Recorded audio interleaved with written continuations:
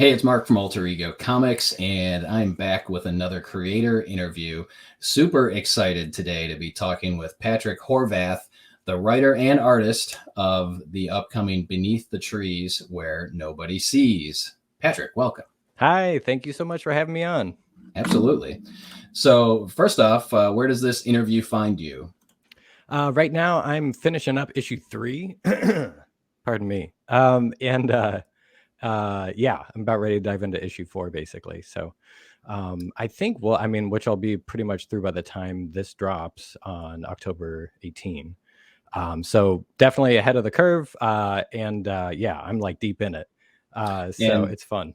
are you West Coast, East Coast? Oh, right now I'm in Los Angeles, California. Okay. That the beautiful sunshine behind you Yeah, should have given it yep. away. Should have been the big giveaway. Awesome.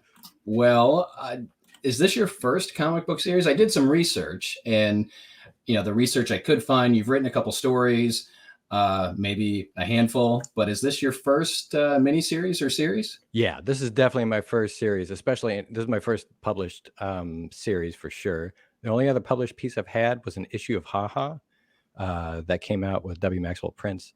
And then beyond that has all just been like self-published stuff. Nice. Well, congratulations. IDW is publishing Beneath the Trees. I'm just going to shorten it to that if that's okay. Oh, of course, of course, of course. It's a total mouthful. But it's intentional, I'm sure.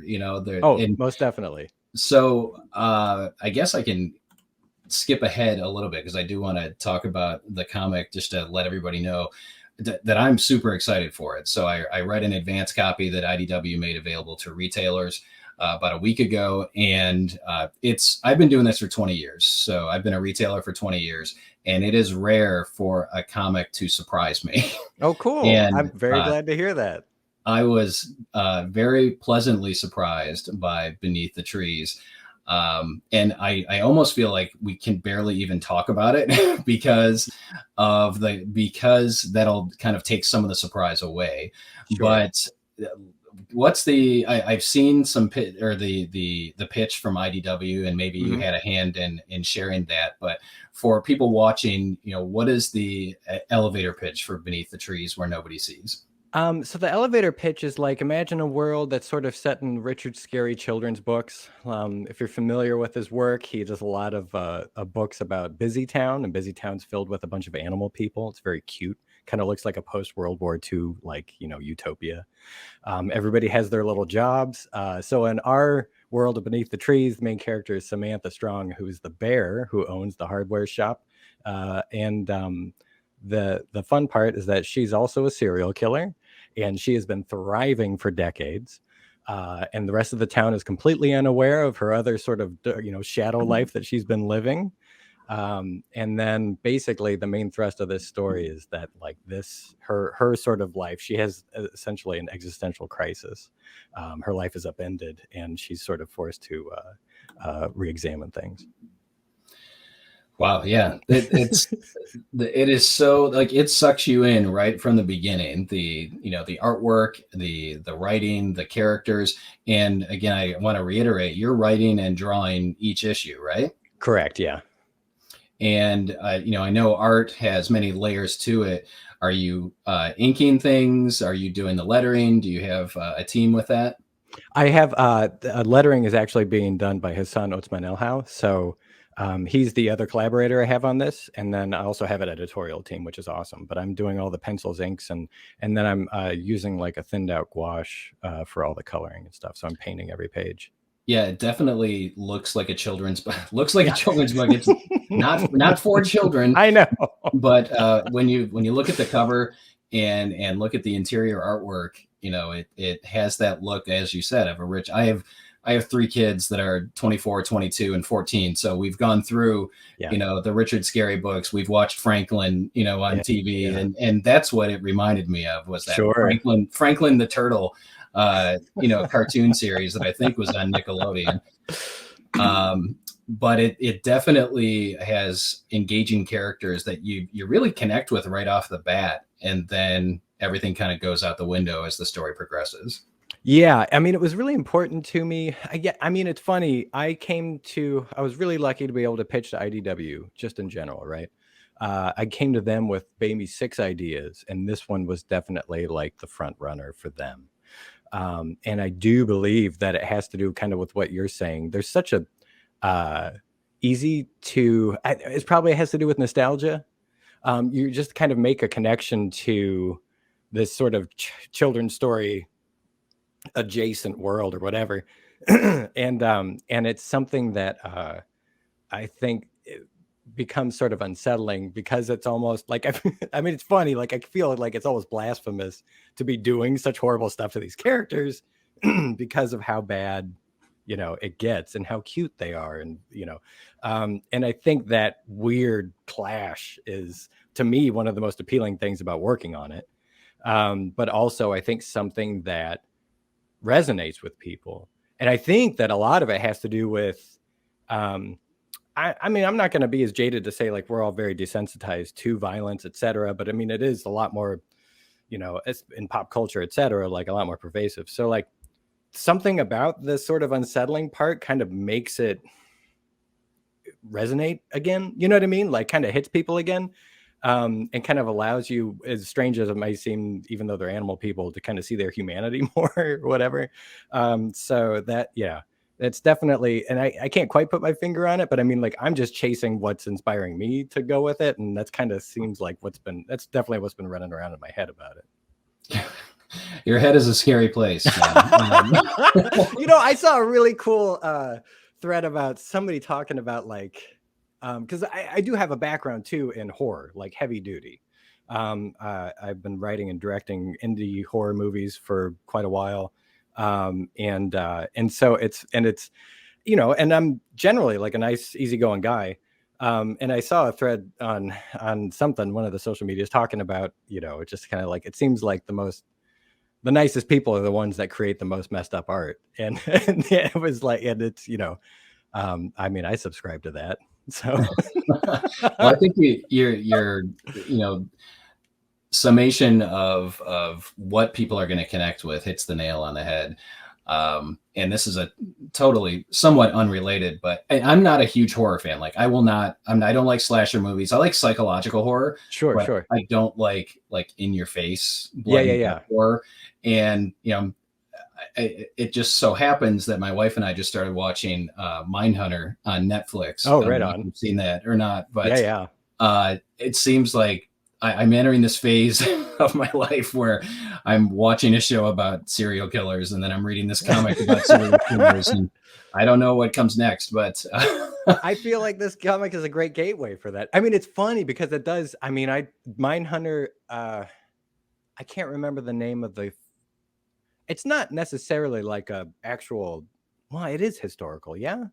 Like I feel like because we're talking about the TV show. They are interviewing actual serial killers, and it was a lot of the formation of sort of modern day conceptualizing of serial killers, and profiling, etc., as we know it now. And that was definitely a lot of the research that went into the comic. Like, I mean, it's messed up to do so much of it. I don't recommend it because it's just like really, you just feel horrible after you read like a bunch of this stuff. But I kind of realized I needed to make a profile of like what Samantha the bear is, like what's driving her essentially, and then to have the rest of the story bounce off of her that way. So there is like a profile that I have in my head of like why she does what she does. I don't necessarily spell it out because I feel like that's kind of sucks out some of the fun. So I like to let readers, kind of create their own sort of mind architecture for that. But the it definitely, like the Mindhunter adjacent, a lot of the nonfiction, there were a couple nonfiction books that I dove through. I cannot remember his name, but he's like he's one of the more vocal, like sort of profilers. Like I want to say that it was like he was an inspiration for like the Red Dragon, Silence of the Lambs profiler. Yeah, the books by Thomas Harris. Yes. Will Graham character. Yep, exactly. And I'm pulling that like decades ago. I I'm a huge fan of the movie Manhunter. I don't know Oh if you've yeah, seen it. yes. Like everybody talks about Silence of the Lambs and the Ed Norton movie or Hannibal or whatever came afterwards. But for me, like Manhunter is Oh yeah, uh, I peak completely agree. suspense and thriller entertainment. It's such a, yeah, 100%. And I think there's something about that film that's a lot more. It feels like a lot. There's a lot more. I'm not. Artistic seems like a weird way to, and just kind of bland, but it is like it's definitely has like almost like a poetic sense to it visually that I think is lacking in like a lot of the other depictions of that story or whatever. But yeah, I love it. And the and it's still tapping into that true crime serial killer Oh profile. yeah, and a total plug. I mean, if you haven't seen the movie Manhunter, Michael Mann directed it. Yeah, Shortly after he stopped doing Miami Vice, and Brian Cox from Severance plays Hannibal Lecter, and I think his Hannibal Lecter is a much more nuanced character than the Anthony Hopkins it's version. so good. Yeah, yeah. Anyway, so yeah, if you're up for like binging serial killer content, you pick up Beneath the Trees on October 18th, and you watch Mindhunter on Netflix, and then Manhunter. Go find a copy of it someplace. And the soundtrack rules too. It's So, wonderful. Yeah. so back to the comic. Is this a miniseries? Is this an ongoing? How are you envisioning it? I mean, it's I'm definitely trying to thread the needle of it's a complete story that's a limited 6-issue series and also has a lot of more story that I can go to if I have the opportunity. A lot of it depends on how well this first series goes. So, fingers crossed. I mean, I have a lot more that I would love to do with it. And so, Nice. we'll see. Yeah, and I think from a consumer standpoint, a lot of our customers, they want to know, is it ongoing? Is it a mini series? I think today people are, and ask 100 people, you're going to get 50 answers one way and 50 answers the other way. But I think a lot of people feel like they can take a chance on a mini series knowing that it's only 4 issues or 6 issues, instead of, is this going to be drawn out for years and years and years? But I think you could do a series of miniseries, or you could, again, see how the sales go on the first few, and then it turns into a maxi series or into something That would else. be wonderful. Yeah. I mean, I love drawing. I love working on this. This has been a really special project for me because it is my first one. And then also because it's something that, I mean, I have a lot of, they're giving me a ton of leeway with this. So it's just been very, very fun. And the support from IDW has been incredible. So also my first time with an editorial staff, and it's been really wonderful. So yeah, there's a lot of good stuff. So I really hope it does well. Just a couple more questions for you. Appreciative of the time that Oh, you've given sure, of us today course. to talk about Beneath the Trees Where Nobody Sees. But why comics? How did you come to comics? So I've been, I've been drawing ever since I was a kid. Um, and I was also doing like really rudimentary comics when I was super young, like around 5 or 6. I would do these books that were basically like single page panels, you know what I mean? And then it would be like one of them was like a tea party at the monster house. And there was a lot of different monsters, and we all got together, and then we had tea. And then and my mom would like type out the captions, and I would just draw these things, and then it would be like sort of sequential thing that way. And then did like more sort of traditional crude stuff when I was, in my teens, and like did some stuff for like the high school newspaper, like some comic strips and stuff. And then around like, I guess basically college, I just shifted my focus onto film. And then I did nothing but film essentially up until about 2010, at which point I'd done like a second feature, and it takes forever making a movie. And there's just so many other people that you have to depend on, and I love it. It's great, but it's also like sort of frustrating. So what I kind of realized, I was like, and around the same time I started getting back into comics, reading, and I'd totally taken a break, you know, even buying comics. So I was getting back into that and getting pretty inspired. And then I was like, I think I need to get back into drawing, because the idea that you can just come up with a drawing and then do it, and then you're done with it. And the idea that you can do that within hours was so appealing to me, especially after coming off another movie that I was like, I still want to do movies, but I would love to, I should be feeding this part of my brain, and I can't believe I've been neglecting it. And then naturally, I just kind of got into like, well, like I mean, if I just did a comic, I would only have to rely on myself and maybe a couple other people. And so then that kind of became a path where I wanted to. I've been pretty much just focusing on comics since like 2016, and I finally got like a series now in 2023. But it's definitely been a bit of a journey. I mean, it's when I did Ha Ha for the Image series, I did one issue of that, and it was a really great experience. And it kind of just sort of affirmed that this was the path that I should kind of be focusing on right now. So that's kind of how I came to be here, and I plan on sticking around for as long as I can. I mean, a lot of it depends on how well this goes. Even if this doesn't go that well, though, I still am going to be making comics because that threshold is so low. Like, it takes time, but it doesn't take a lot of money. And so, as long as you got that time, like, you can be making comics. That's kind of why I love it. Well, for your first comic book series out of the gate, now granted, I've only read issue 1, but the way that it got its hooks into me, as I said, after 20 years of being a retailer, it's been a long time since something's grabbed me like this. And I can't wait to see where the story goes. So excellent. I'm so glad to hear. Thank you so much for saying that. It's, doing this stuff, you're just sitting at a table by yourself largely for months and you have no idea like how to gauge. I mean, you have like, if there's, editorial team and they can tell you if you're off base or not. But I mean, like, it's such a small circle. So hearing that is totally wonderful. Like, thank you so much for saying that. Oh, my pleasure. My pleasure. So just a reminder to everybody, Beneath the Trees Where Nobody Sees, the first issue comes out on October 18th. It's a great book to pick up for Halloween, to share with those that enjoy serial killer. It's so hard to put a label on this book. But I guess that the pitch from IDW was Richard Scarry meets Dexter. Yeah. So that's probably pretty accurate.